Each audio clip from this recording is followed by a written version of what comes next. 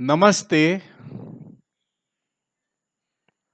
धर्म, कर्म, कला इस ग्रुप के सभी सदस्यों का मैं हार्दिक स्वागत करता हूं। अपने ग्रुप का नाम पहले धर्म क्षेत्र था, वो अभी सबकी सम्मति से धर्म, कर्म और कला क्षेत्र ऐसा किया है। उसका कारण यह है कि धर्म शब्द की व्याप्ति हमने बढ़ा दी है।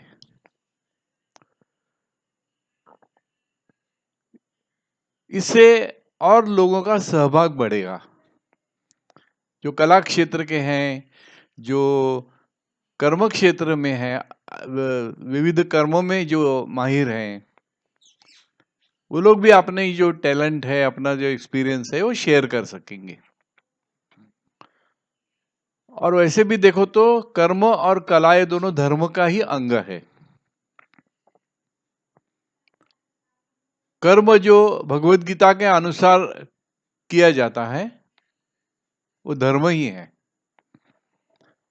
और कला, भगवान श्री गणेश 16 विद्या और 64 कला के स्वामी हैं।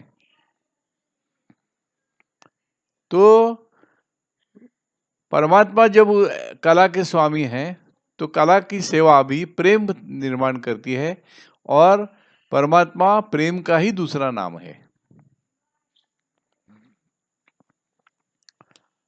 अभी आज का विषय है चातुर्मास, और इस चातुर्मास के ऊपर आज एक सीरीज हम लोग चालू कर रहे हैं। चातुर्मास 1, चातुर्मास 2, चातुर्मास 3। तो चातुर्मास क्या है, उसमें क्या करना चाहिए, उसका महत्व क्या है, आज के आज के युग में उसका कोई महत्व है क्या? अगर है तो क्या है? क्योंकि हम लोग सब मॉडर्न लोग हैं, मॉडर्न एजुकेटेड लोग हैं, और बहुत से लोगों को ये मालूम नहीं है कि चातुर्मास क्या है। कुछ धर्म की बातें हैं, पंडित लोग बोलते हैं, हाँ, लेकिन हम लोगों ने कभी ये सोचा नहीं है। तो आज का विषय ये है कि चातुर्मास क्या है, उसका इंफॉर्मेशन आपको देना, उसका जो महत्व है वो विशद करना, और इस सीरियल के अंत में अधिक मास का महात्म्य वो भी मैं आपको इन्फॉर्म करूंगा। और ये दोनों के बीच, क्योंकि ये साल अश्विन महीना जो आएगा वो अधिक है, अधिक मास है, और अधिक मास का बहुत महत्व है। वो क्या है, क्यों है, उसका कारण क्या है, और वो दोनों के बीच में इस चातुर्मास में जो अलग अलग व्रत करने पड़ते हैं, करने का आदेश नहीं है, उपदेश है।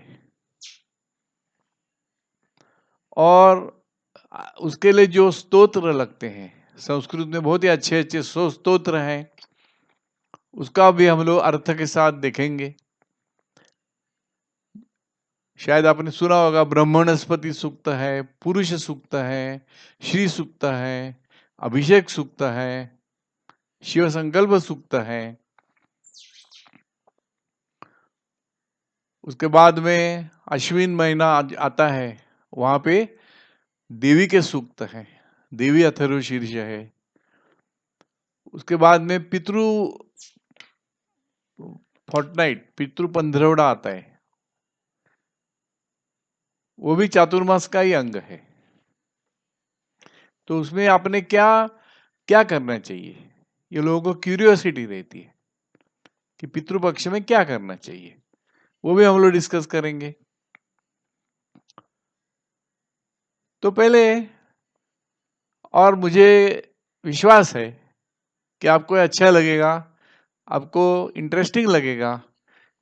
ये हमारा हिंदू धर्म का पुरातन ज्ञान है, वो हमें मालूम होना चाहिए। अगर हमको ही मालूम नहीं होगा तो हम अपने बच्चों को क्या बताएंगे? तो हमको मालूम करके लेना चाहिए क्या है। और ये बहुत यूजफुल है आज के ज़माने में। आपको इसके बाद मालूम पड़ेगा कि आज के युग में बहुत ही काम देने वाला है। तो पहले चातुर्मास, इस सीरीज का नाम ही है चातुर्मास, और उसका आज के समय में महत्व। तो चातुर्मास पहले क्या है? चातुर्मास का मतलब है 4 महीने। चातुर्मास कौन से 4 महीने? हिंदू कैलेंडर में चैत्र, वैशाख, ज्येष्ठ, आषाढ़, श्रावण, भाद्रपद, अश्विन, कार्तिक, मार्गशीर्ष, पौष, माघ, फाल्गुन, ऐसे 12 महीने हैं। तो उन महीनों में आषाढ़ महीना, और एक महीने में 30 तिथि रहती है। तो आषाढ़ की प्रतिपदा से लेके आषाढ़ की अमावस्या तक 2 पक्ष रहते हैं, शुक्ल पक्ष, कृष्ण पक्ष। पहले आषाढ़ की प्रतिपदा से पौर्णिमा तक, और पौर्णिमा से अमावस्या तक। इस तरह हर एक महीने में चलता है। तो आषाढ़ की पहली जो एकादशी, 11वां दिन जो आता है, आषाढ़ का 11वां दिन शुक्ल पक्ष में, 1 से 15 के अंदर शुक्ल पक्ष में, वहां से लेके आषाढ़, श्रावण, भाद्रपद, अश्विन, कार्तिक, कार्तिक महीने में जो शुक्ल एकादशी आती है, ये 4 महीने होते हैं। आषाढ़ से श्रावण, भाद्रपद, अश्विन, कार्तिक, 4 महीने हो गए ना। तो ये शुक्ल पूर्णिमा से कार्तिकी शुक्ल पूर्णिमा तक जो पीरियड है, उसे चातुर्मास बोला जाता है। और इस चातुर्मास में अपना धर्म उपदेश देता है कि आप बहुत सारे व्रत करो, पूजाएं करो। क्यों ऐसा बोलते हैं? उसका महत्व क्या है? उससे कुछ फायदा है क्या? क्यों हम लोग अपना टाइम वेस्ट करें उसके ऊपर?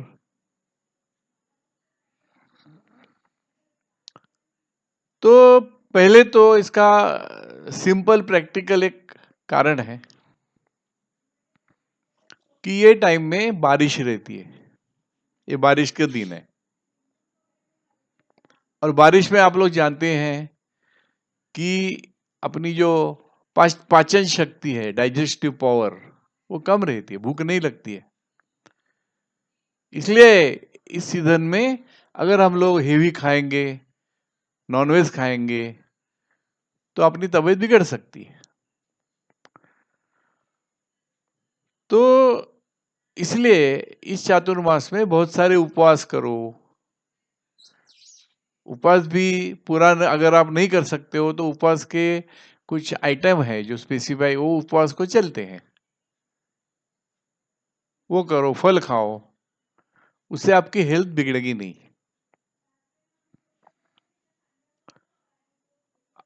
और आपकी तबीयत अच्छी रहेगी। चातुर्मास में उपवास करेंगे, सोमवार किया, शनिवार किया, ये किया, वो किया, जो भी आपकी श्रद्धा के अनुसार हो, तो उससे आपकी हेल्थ पे अच्छा असर रहेगा। चातुर्मास में जहां तक हो सके मद्यपान, तंबाकू खाना, ये बंद करो। ये सब भगवान के नाम पे होता है।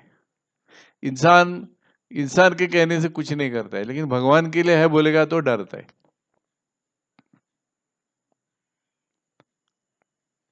तो इस तरह एक डर है कि ये गंदी आदतें हम लोग नहीं करेंगे तो अपना भगवान का कोप होगा, और इसलिए आदमी करता है। उसमें से मद्यपान और नॉनवेज खाना, ये तो अवॉइड करना चाहिए। तम्बाकू खाना इतना मना नहीं है, फिर भी नहीं खाना चाहिए। तो ये हो गया प्रैक्टिकल, ये कि हेल्थ के लिए अच्छा असर होता है। अभी ये जो पीरियड 4 महीने का है, ये 4 महीने के पीरियड में विवाह नहीं होते, शादियां नहीं होती है। क्यों ऐसा? ये 4 महीनों ने क्या बिगाड़ा है? तो 2 कारण है। एक तो ये चातुर्मास में एक जब पहले जमाने में, आज इतना नहीं है, और पहले जमाने में ट्रैवलिंग बहुत डिफिकल्ट था। 2 फैमिलीज की शादी करना है तो एक गांव से दूसरे गांव में जाना बहुत मुश्किल काम था। और दूसरा काम ज्योतिष शास्त्रीय कारण है कि बादल रहते हैं, बादलों की वजह से आसमान में जो ग्रह हैं जिनके ऊपर भविष्य बोला जाता है, वो 9 ग्रह में से गुरु और शुक्र, ये जो 2 ग्रह हैं, वो शादी के माने गए हैं। वो दिखते नहीं है और वो इनविजिबल होते हैं क्लाउड्स की वजह से, और इसीलिए उनके जो अच्छे फल मिलने वाले हैं वो नहीं मिलते हैं। अभी क्या फल है? गुरु का फल है संतति, बच्चे। गुरु की वजह से संतति होती है। और शुक्र का फल है विवाह का सुख। तो दोनों पे असर पड़ता है, और शादी में तो ये दोनों चाहिए। शादी करने के बाद संतति ये प्रथम उद्देश्य है, और विवाह का सुख होना चाहिए। शारीरिक सुख, मानसिक सुख, आत्मिक सुख सब होना चाहिए, तो वो नहीं मिलता है, ऐसा अपना शास्त्र कहता है। और इसीलिए ये टाइम में मुहूर्त नहीं है।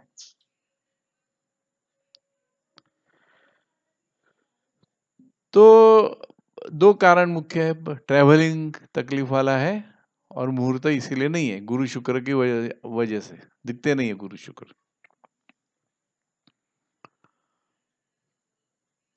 सन्यासी लोग भी चातुर्मास करते हैं। जो सन्यासी लोग हैं तो उनका चातुर्मास थोड़ा डिफरेंट रहता है। अपना एकादशी को चालू होता है, उनका पौर्णिमा को चालू होता है। आषाढ़ी पौर्णिमा से लेके कार्तिक पूर्णिमा तक, उसको सन्यासी लोगों का चातुर्मास बोलते हैं। और वो टाइम में वो एक जगह रहते हैं, एक जगह रहते हैं। अदरवाइज सन्यासी को एक जगह रहना मना नहीं है, एक जगह रहना मना है। सन्यासी एक जगह नहीं रहना रख सकता है, उसको घूमते रहना चाहिए। लेकिन ये 4 महीना उसके लिए आदेश है कि तू एक जगह रहो। और क्या करो एक जगह रह के? तुम्हारे पास जो ज्ञान है वो वहां के, जहां तुम रहेगा 4 महीना, वहां उनको बांटो। धर्म का जो ज्ञान तेरे पास है वो सबको दो। रिटर्न में वो लोग तुझे भिक्षा देंगे, उससे चला लो। आता शेतकरी, किसान खाली रहते हैं, क्योंकि आषाढ़ एकादशी तक उनका बीज बोना, ये 2 क्रियाएं हो जाती है। बीज बोने का, और फिर थोड़े दिन के बाद वो बीज जो बोया है उसको इकट्ठा करके दोबारा बोने का, पेरणी लावणी ऐसा उसको मराठी में बोलते हैं, वो कर देते हैं। उसके बाद में अगला 4 महीना उनको कुछ काम नहीं रहता है देखभाल के सिवा। खाली अपने जो तुमने बोया है उसकी देखभाल करो, नया कुछ नहीं करना है। और पानी आएगा वगैरह ये सब केयर ले लो। एक्चुअली काम नहीं रहता है। तो जैसे कि अंग्रेजी में बोलते हैं, empty mind is devils paradise. खाली मन ये शैतान का घर रहता है।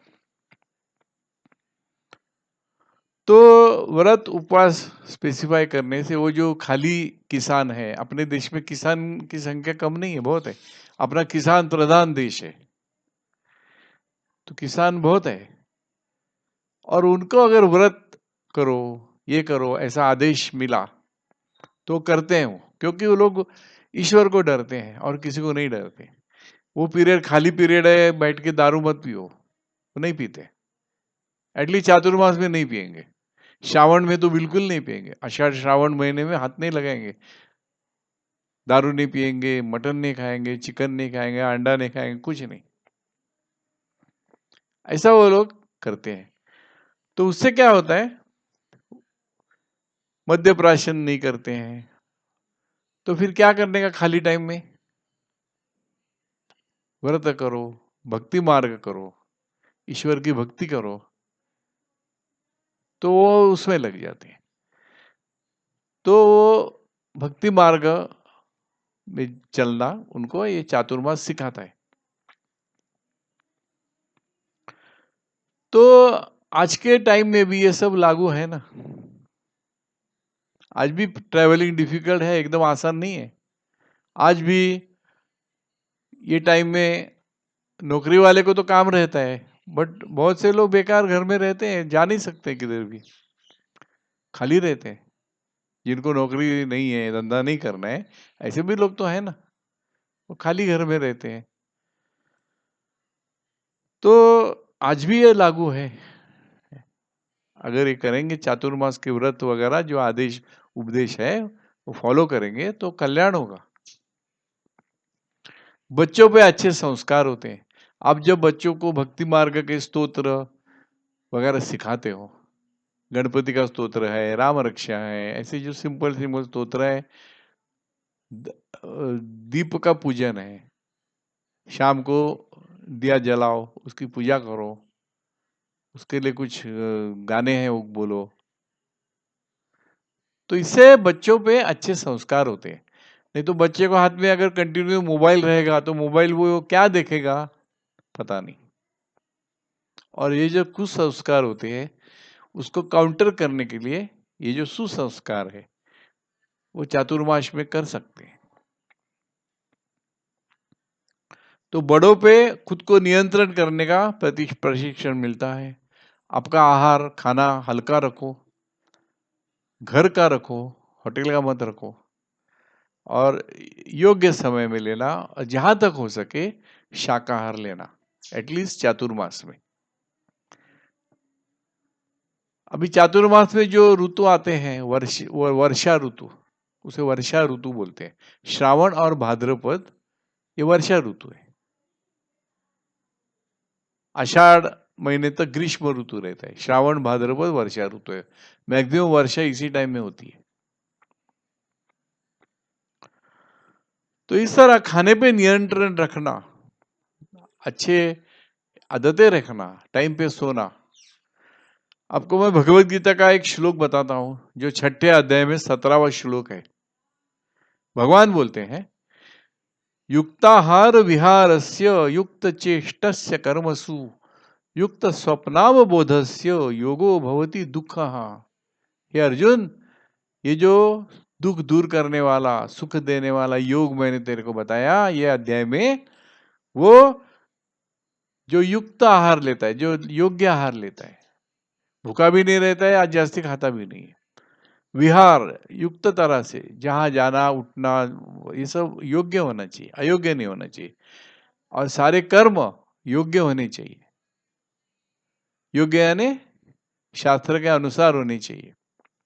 स्वप्न और अवबोध, उठना और बैठना, सोना और जागना, बराबर टाइम पे सोना, बराबर करना, ऐसे ऐसा जब आदमी खुद को नियंत्रित करता है तो उसे ये जो भगवान बोलते हैं मैंने जो योग बताया अर्जुन, वो काम में आएगा। अच्छा, पूजा और व्रत करना है घर में, जब पूजा वगैरह, तो नेचुरली घर के सब लोगों को इकट्ठा आना पड़ता है। आज घर में पूजा है, ताबड़तोड़ घर के जो बड़े होते हैं छोटों को बोलते हैं जा तू ये कर, सत्यनारायण पूजा है, तू केले के खंभे लेके आ, तू नारियल लेके आ, तू ये कर, तू पंडित को बुला, ये कर वो कर, सब सब काम में लग जाते हैं, अच्छे काम में। और मैं आपको बताता हूँ लोगों को अच्छा लगता है, लोगों बच्चों को भी अच्छा लगता है इस तरह कुछ करना। तो इकट्ठे आ जाते हैं बूढ़े लोग और बच्चे लोग भी इकट्ठे आ जाते हैं। बुड्ढों बुड्ढों को क्यों आते हैं? बुड्ढों का मार्गदर्शन लगता है, पूजा किस तरह करना क्या करना। बूढ़े घर के बुजुर्ग लोग पूछते हैं उनको क्या करूं मैं अभी, तो बताते। तो इस तरह नॉर्मली में जो बुजुर्ग लोग हैं ना उनसे कोई बात नहीं करते, बुढ़ा है क्या किट किट करते। लेकिन ऐसे टाइम में उनको महत्व आ जाता है, उनका अनुभव काम में आता है और नेचुरली उनमें और घर के अन्य सदस्यों में एक मिलाप हो जाता है, आत्मज्ञान बढ़ता है, प्रेम प्रेम भाव भक्ति स्तोत्रों की वजह से, पूजा की व्रत की वजह से ज्ञान की बढ़त होती है, ईश्वर का ज्ञान बढ़ता है, प्रेम निर्माण होता है आपस में, भक्ति निर्माण होती है और शत्रु की भावना अगर हो, घर में अगर शत्रुत्व हो, झगड़े हो तो कम हो जाते हैं, कम होने को फायदा होता है।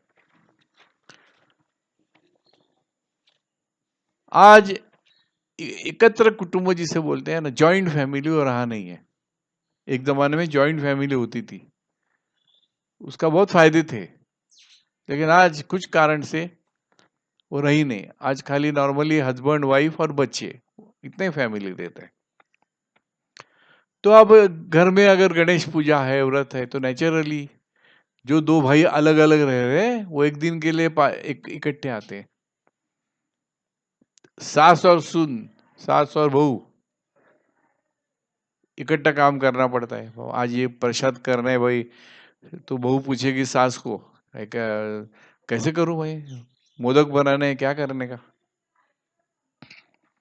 फिर सास उसको बताएगी। तो उनमें दोनों में इकट्ठा काम करना पड़ता है, तो फर्क पड़ता है। और नेचुरली वो जो खाना बनाते हैं, अच्छी अच्छी कृतियां, वो घर के पुरुष लोगों को खाने को मिलती है। मोदक बनाया, लड्डू बनाया, ये बनाया, है ना, तो उनको भी खुश रहते हैं, चलो आज कुछ अच्छा मिलेगा। छोटे बच्चे, उनको ये फीलिंग आता है कि बाबा घर में जो बूढ़े हैं उनके लिए भी मुझे कुछ करना चाहिए, उनकी थोड़ी सेवा करूं मैं। और बुढ़ों को भी, बुजुर्ग लोगों को भी, छोटे बच्चों को स्तोत्र सिखाना, ये करना, गाइड करना, इसके लिए ऑटोमेटिक इन पूजाओं की व्रतों की वजह से अपॉर्चुनिटी मिलती है। आप जब व्रत और पूजा करते हो तो कुल धर्म है, जिसे कुल धर्म बोलते हैं। आपके कुल के वो धर्म है जो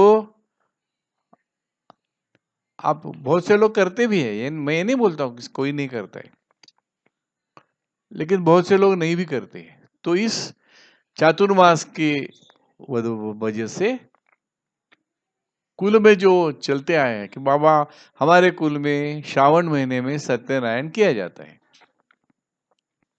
ये हमारी परंपरा है। हमारे कुल में नवरात्रि का व्रत रहता है। हमारे कुल में गणेश की स्थापना करके 5 दिन 6 दिन जो भी है गणपति बैठने की परंपरा है, वो हम लोग करेंगे। और इस तरह कुल धर्म का पालन जब होता है, कुल धर्म का पालन, तब वो कुल के जो पितर है, पितर यानी जो मर गए लोग हैं, उनको पितर बोला जाता है। उन पितरों का कल्याण होता है क्योंकि तुम कुल धर्म का पालन कर रहे हो। अभी लोगों को विश्वास नहीं होता है, लेकिन मृत्यु का जो तिथि होता है वो दिन पितर जिसे बोलते हैं, जो मर गए वाला मरा हुआ जो है, वो जहां उसका जहां उसने जिंदगी बिताई वहां वो हर तिथि को, हर अमावस्या को आता है, उसका आत्मा आती है, मन रूप से आता है। और जब वो देखता है कि कुल धर्म का पालन हो रहा है, श्राद्ध कर रहे हैं, पितृपक्षों का हम लोग डिस्कस करेंगे, श्राद्ध आएगा, श्राद्ध कर रहे हैं। लोग बोलते हैं बाबा श्राद्ध बहुत डिफिकल्ट है। अरे कुछ डिफिकल्ट नहीं है, श्राद्ध आप खुद कर सकते हो, पंडित की जरूरत नहीं है। हम लोग जिस दिन अभी कोई एक एक सेशन में हम लोग श्राद्ध का भी डिस्कस करने वाले हैं। श्राद्ध क्या होता है, क्यों करना चाहिए क्या, उसका फायदा क्या है। बहुत आसान है, बहुत आसान है। आप कर सकते हो घर में, किसी की जरूरत नहीं है, पंडित की जरूरत नहीं है। कुछ जरूर नहीं है, खाली आपके पास श्रद्धा और भक्ति होनी चाहिए बस। भगवत गीता में पहले अध्याय में अर्जुन बोलता है मैं युद्ध नहीं करूंगा। क्यों नहीं करूंगा? क्योंकि युद्ध से संहार होता है और कुल धर्म नाश होता है। कुल में जो धर्म है वो नष्ट हो जाते हैं। और फिर क्या होता है? गीता का श्लोक है पहला अध्याय में 44 नंबर, उत्सन्न कुल धर्माणाम मनुष्याणाम जनार्दन नरके नियतम वासः भवती भवती इति अनुश्रुम। जो जिनके घर में कुल धर्म चल रहे थे लोग तोड़ देते हैं, छोड़ देते हैं, तो उनको नरक में, मरने के बाद नरक में जाना पड़ता है। ऐसा हमने सुना है, अर्जुन बोलता है, ऐसा पंडित लोगों ने बोला है और वो सच है। तो अगर स्वर्ग की प्राप्ति चाहिए, मृत्यु के बाद अच्छी गति चाहिए, तो कुल धर्म का पालन करना चाहिए। और कुल धर्म का पालन ये पितरों के लिए भी है। वो कैसे? हम लोग जब पितृपक्ष का डिस्कशन करेंगे तो मैं आपको डिटेल में बताऊंगा। तो इस तरह पितरों का समाधान होता है, पितरों की शांति होती है, उनको स्वर्ग में जाने का रास्ता क्लियर होता है, वो जल्दी जा सकते हैं। आपने कुल धर्म का पालन किया। अभी ये व्रत की वजह से सब लोग इकट्ठा आते हैं तो ग्रुप वर्किंग करना पड़ता है। दो भाई एक इकट्ठे आए और मेहमान आए, सब आए, तो उनको कुछ काम करते हैं ना, वो ऐसे बैठ के नहीं रहते। तो ग्रुप में काम कैसे करना ये वो सीख जाते हैं। तो इन व्रतों की वजह से, इन चातुर्मास की वजह से ग्रुप वर्किंग जिसे बोलते हैं। अपना वेदों में एक मंत्र है, ओम सहना भवतु सहनौ भुनक्तु सह वीर्यम करवावहै तेजस्विनावधीतमस्तु मा विद्विषावहै। Let's come together, let us work together, let us eat together, let us do manly purusharth together, good things together, and let us not hate each other. क्या ग्रुप वर्किंग करने के टाइम पहली बात यह है कि एक दूसरे को हेट कर नहीं सकते। आप अगर एक दूसरे को हेट करेंगे तो ग्रुप वर्किंग नहीं हो सकते। इसीलिए पहले आदमी को ये सीखना पड़ता है कि मैं किसी को हेट किए बगैर कैसे एक साथ काम कर सकता हूँ। ये बहुत बड़ा, ये बहुत बड़ी उपलब्धि है और ये व्रतों की वजह से वो आ जाती है। परस्पर प्रेम, औरों के लिए रिस्पेक्ट, ऐसे गुण अपने में लाने पड़ते हैं, तभी आप ग्रुप वर्किंग कर पाएंगे। नहीं कर पाएंगे, झगड़े करते बैठेंगे। तो ये ट्रेनिंग मिलता है। इन चातुर्मास की व्रतों की वजह से इंसान में 3 गुण हैं, सतो गुण, रजो गुण और तमो गुण, तीनों है हर एक में। तो अपने को ये सीख मिलती है कि किस तरह मैं रजोगुण और तमोगुण को कंट्रोल करूं, और सतोगुण यानी ईश्वर के प्रति कुछ कर्तव्य, धर्म के प्रति कर्तव्य कैसे करूं।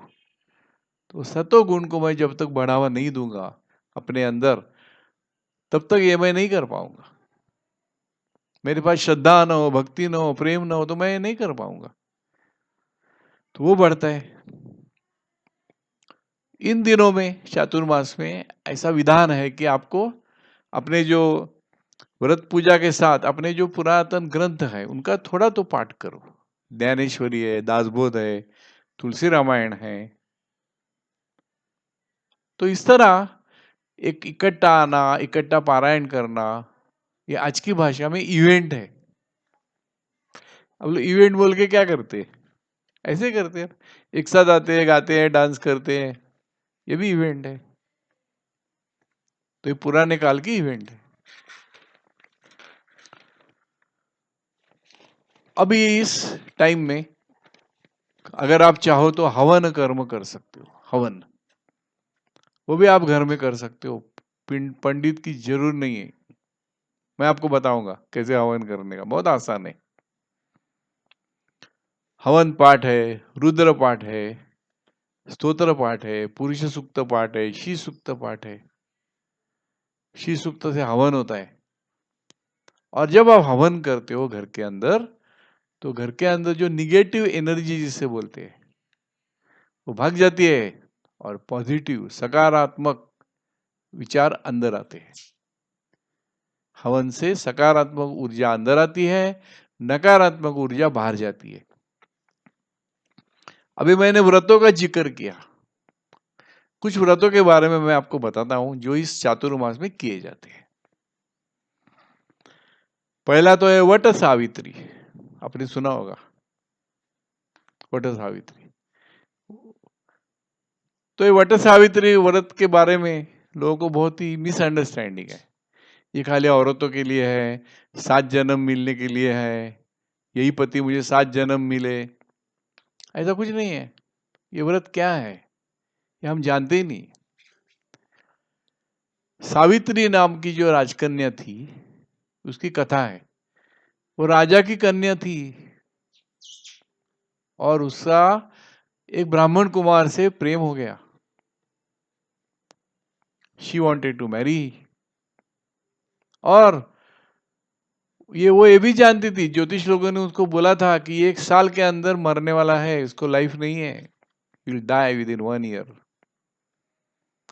तो उसने अपने बाप को बोला, महाराज मैं इसी से शादी करूंगी और मेरे प्रेम में वो शक्ति है कि मैं यमराज को परास्त करूंगी, ये मुझे विश्वास है।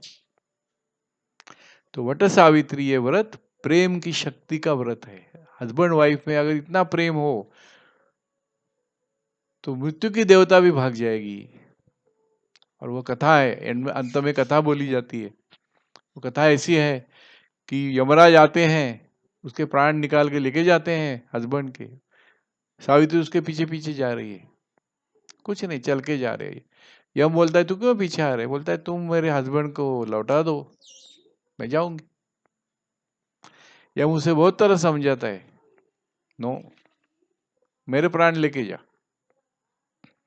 और अंत में उसकी श्रद्धा भक्ति देख के यमराज भी परास्त होते हैं और पति के प्राण उसे लौटा देते हैं। तो ये जो प्रेम की शक्ति है ये बताने के लिए ये व्रत किया जाता है, 7 जन्म मिलने के लिए नहीं है, ये गलत फहमी। दूसरा व्रत है मंगला गौरी। शादी होने के बाद 5 साल तक नवी नवविवाहित वधू को ये पूजा करनी पड़ती है। पहले साल वो उसके मायके में होती है, उसके बाद में ससुराल में होती है 4 साल, और फिर उसका उद्यापन होता है। फिर वो लड़की बाकी लोगों की मंगला गौरी में जा सकती है। तो ये क्या है मंगला गौरी, इसे उसका मायका और ससुराल में संबंध आ जाता है। उसके जो विधि बताए हैं उससे मायके के लोग और ससुराल वाले आपस में मिल जाते हैं, उनको कुछ करना पड़ता है एक दूसरे के लिए। तो मायके के साथ ससुराल के संबंध अच्छे हो जाते हैं। और एक व्रत है जीवती। जीवती बोलते हैं, एक कागज होता है, कागज पे पिक्चर रहते हैं और वो दीवार पे चिपकाया जाता है। हर एक पिक्चर के पीछे एक स्टोरी है। किसी में बच्चे बताए हैं, किसी में नरसिंह और सब बताया है। तो ऐसे सब देवताओं की वो पूजा है। उसमें एक इंटरेस्टिंग बात ऐसी है, उसमें एक 2-3 औरतें बैठी हैं और पास में 6-7 बच्चे हैं, तो उनकी पूजा करनी पड़ती है, ज्योति। तो क्या हो गया, एक ऐसे व्रत के दिन आ गए, तो एक जैसे वो पढ़े लिखे जो विद्वान रहते हैं उनमें से एक ने पेपर में लेटर लिखा कि ये गलत है। इस तरह इतने बच्चे बताने से फैमिली प्लानिंग का तो 12 बज जाएगा, ये बच्चे पैदा हो जाएंगे, ये नहीं करना चाहिए, गलत है। अब मेरी एक मामी थी ऐसी पुराने जमाने की, उसने जब ये देखा तो उसने एक लेटर लिखा। उसने लिखा तुमको 6-7 बच्चे दिख रहे हैं लेकिन उसके साथ 2-3 औरतें भी हैं, एक औरत को 2 ही बच्चे हैं, है ना? और ये पूजा इसलिए की जाती है कि बच्चों की देखभाल करो, बच्चों को अच्छे संस्कार दो, बच्चों को अच्छा खाना दो, उनको नरिश करो, ये सिखाने के लिए है। एक औरत के 2 ही बच्चे हैं, 6-7 बच्चे एक ही औरत के नहीं है, बट वो ग्रुप में आके अपने बच्चों की पूजा करो, बच्चों की पूजा करो, ये बताने के लिए है। मेरी मामी कोई पढ़ी लिखी विद्वान नहीं थी, बट बराबर जवाब दिया उसने। हरतालिका, गणेश चतुर्थी के पहले जो तृतीया आती है, उसमें पार्वती जैसे अच्छे हस्बैंड की प्राप्ति के लिए किया पूजा, वैसे पूजा है। उसमें मूर्ति लाके अविवाहित जिसकी शादी नहीं हुई है और शादी के बाद भी वो दोनों हरतालिका के मूर्ति की पूजा करती है। अच्छे पति के प्राप्ति के लिए पूजा करना, व्रत करना, ये इसमें बताया गया है। उसके बाद में आप सब जानते हैं गणेश चतुर्थी। ये तो आनंद का उत्सव है, कला का उत्सव है, भक्ति का उत्सव है।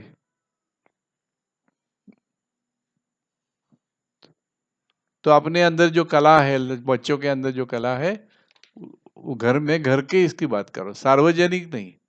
घर में, हर एक घर में जो गणपति होता है, सार्वजनिक भी अच्छा है, लेकिन सार्वजनिक गणेशोत्सव ये अलग बात है। घर में जो उत्सव है वो भी आपके घर में आपके मेहमान आएंगे, रिलेटिव आएंगे, उससे आपस में प्रेम बढ़ता है। उसके बाद नवरात्रि आती है, वो तो आप जानते हैं।